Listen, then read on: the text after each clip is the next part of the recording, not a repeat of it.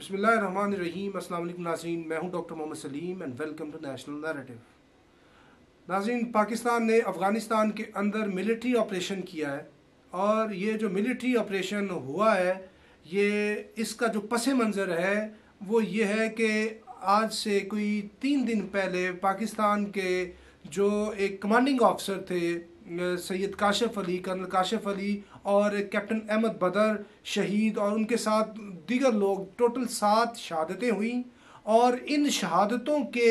जो लिंक्स थे, जो फैसिलिटेटर्स थे, उनका ताना बाना मिलता था कुछ लोगों के साथ जो अफ़गानिस्तान में बैठे हुए थे और उधर से इनको कमांड किया, ऑपरेट किया जा रहा था, इनकी कम्युनिकेशन थी। और पाकिस्तान की जो इंटेलिजेंस एजेंसीज हैं उन्होंने सुराग लगाया कि ये जो हाफिज़ गुल बहादुर ग्रुप है वो इनके साथ मुसलसल राब्ते में है और इनकी जो लॉन्चिंग हुई है और इन्होंने जो आके अपनी गाड़ी को ब्लास्ट किया है, उसके बाद जो सुसाइड अटैक्स किए हैं, तो ये जितने भी इंडिविजुअल्स थे इनका हाफिज़ गुल बहादुर के साथ राब्ता था। तो इस वजह से पाकिस्तान ने अफ़गान हुकूमत को भी इंटीमेट किया कि आपकी तरफ से हमारे अंदर ये दहशतगर्दी एक्सपोर्ट हो रही है, तो आप इस मामले को देखें।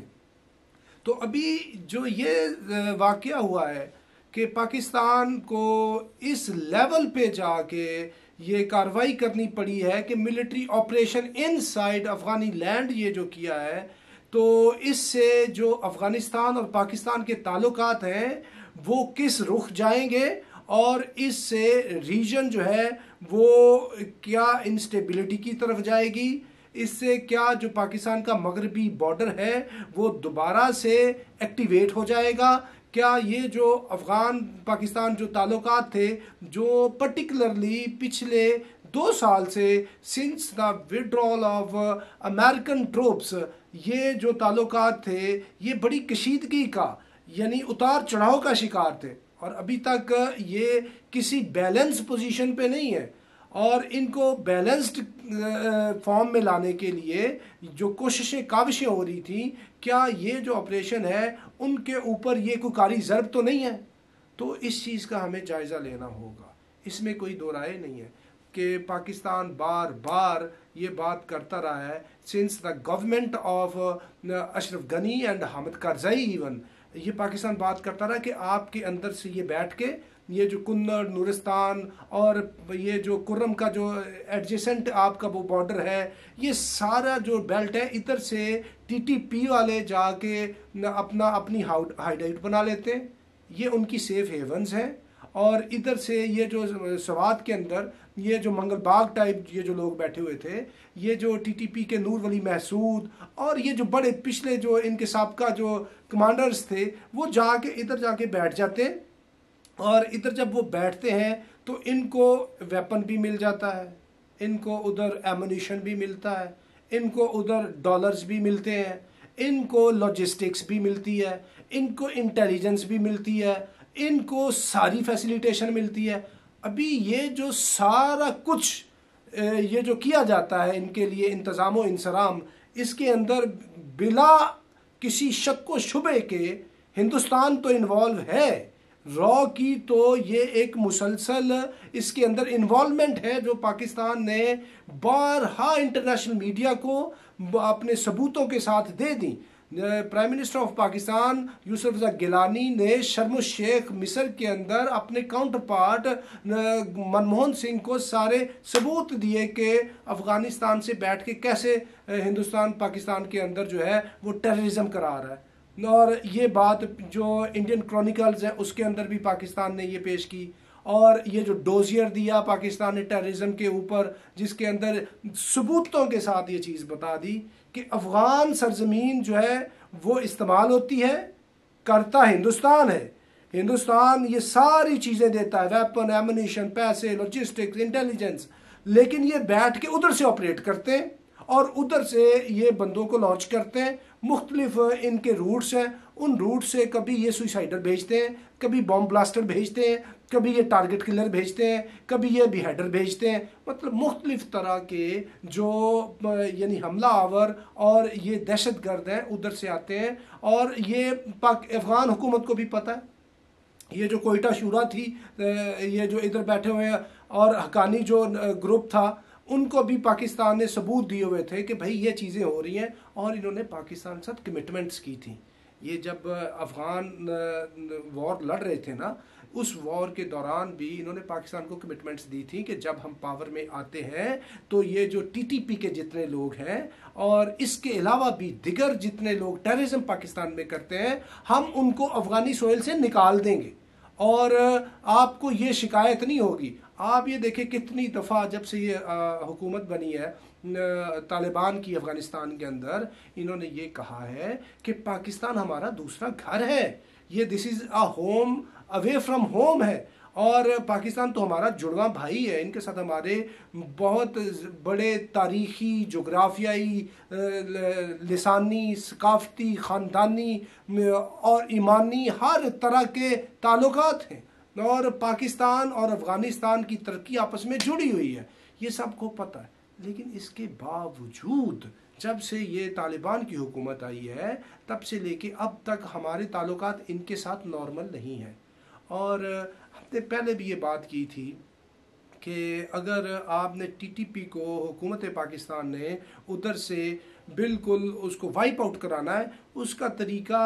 ये नहीं है कि आप अफ़गानिस्तान की हुकूमत को बिल्कुल ही इंगेज नहीं करते। भाई आप उनको इंगेज करें और उनको डायलॉग के अंदर इंगेज करें, उनको ट्रेड के अंदर इंगेज करें, उनको इकोनॉमी के अंदर इंगेज करें, उनको बीआरआई के अंदर प्लग इन कराएं, चाइना के फैक्टर को बीच के अंदर लेके आएं, उनको आप लालच दें उनकी रिकग्निशन का, उनको आप जो दूसरे स्टेक होल्डर्स हैं उनके साथ आप मिला के बताएं। और जब अफ़गानिस्तान को इतना ज़्यादा पता होगा कि पाकिस्तान के ऊपर उनकी इतनी डिपेंडेंसी है, और पाकिस्तान की तो हमारे से एक ही जायज़ डिमांड है, वो डिमांड क्या है? वो डिमांड ये है कि टीटीपी को इधर से ख़त्म किया जाए और जितने वो अनासर हैं जो पाकिस्तान में टेररिज्म करते हैं उसको ख़त्म किया जाए, तो वो उसके ऊपर फिर इक़दामात करेंगे। लेकिन अगर जितने मैंने इक़दाम बताए हैं वो आप नहीं करते और आप कहते हैं कि जी पहले आप टीटीपी को ख़त्म करें, जब आप टीटीपी को ख़त्म नहीं करते तब तक हम कोई दूसरी बात करते ही नहीं है, तब तक ना हम आपको रिकग्नाइज़ करते हैं, ना ट्रेड करते हैं, ना ही आपके साथ कोई इकोनॉमिकली हम आगे बढ़ते हैं, ना ही बीआरआई के अंदर आपको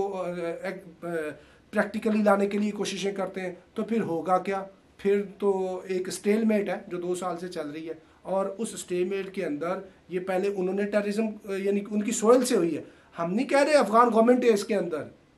हमें भी पता है, उनको भी पता है, ये टीटीपी उधर से करवा रही है। लेकिन तरीकाकार जो पाकिस्तान ने अभी कर दिया है, ये जाके ये देखें, ये नेशन स्टेट का ज़माना है, वर्ल्ड वार 2 के बाद ये सॉवरेंटी होती है, मुल्क की सालमियत होती है। हमारे ऊपर जब सलाला वाला एपिसोड हुआ था, अमेरिकन ने हमारे बंदे मारे थे, हमने उनकी सप्लाई लाइन रोक दी थी। अमेरिका सुपर पावर थी और अमेरिका के हम फ्रंटलाइन स्टेट अगेंस्ट टेररिज्म थे, हमने कितना माइंड किया था और हमने कितने महीने उनकी सप्लाई लाइन रोक रखी थी। और जब ये आता है ये जो ये एबटाबाद के अंदर उसामा बिन लादेन की किलिंग का वाक़या आता है कि उसके अंदर भी हमारी जो सॉवरेंटी है वो ब्रीच होती है। वो स्टेल्थ टेक्नोलॉजी वाले वो हेलीकॉप्टर्स आके पाकिस्तान के अंदर वो मिलिट्री ऑपरेशन करते हैं। हमने ये कहा कि आपने हमारी सॉवरेंटी ब्रीच की है। इसी तरह ये अफ़गान्स की सॉवरेंटी अभी ब्रीच हुई है। ये बड़ा सीरियस एक ब्लो है, बहुत सीरियस बात हो गई है और अभी आपने इसको टेकअप करना है, क्योंकि उधर तो ये बैठे हुए हैं जंगजू सारे के सारे वॉरियर्स, ये टीटीपी और दूसरे, वो तो उनको कहेंगे हम न कहते थे आपको कि पाकिस्तान आपके साथ ठीक नहीं है, पाकिस्तान आपको मिसट्रीट करता है। उससे ये काउंटर एक प्रोडक्टिव चीज़ हो सकती है कि दोबारा पाकिस्तान के अंदर टेररिज्म दोबारा बढ़ जाए और केपी बलोचिस्तान इतना टेररिज्म हिट हमारा एरियाज है कि वो दोबारा उधर टेररिज्म एक्टिवेट हो जाए। तो ये जो पाकिस्तान के सिक्योरिटी स्पेशलिस्ट हैं, पाकिस्तान की जो इस्टेब्लिशमेंट है, उसको चाहिए कि इसको रिव्यू करें, क्योंकि ये बहुत सीरियस काम हो गया है। हमने उनके घर में जाके उनको हिट किया है और उनके ऊपर जाके मिलिट्री ऑपरेशन किया है, और ये इंटरनेशनल लॉ और आलमी बरादरी और ये जो सारी चीज़ें हैं इनकी कहीं वायलेशन तो नहीं होगी पाकिस्तान से। पाकिस्तान ने ये जो सारा काम किया, इसमें कोई दो राय नहीं है। पूरी कौम जो है वो इससे गमनाक थी। ये जो काशिफ और कैप्टन अहमद बदर शहीद और उनके साथ जो 7 लोग शहीद हुए हैं, उसके ऊपर हमें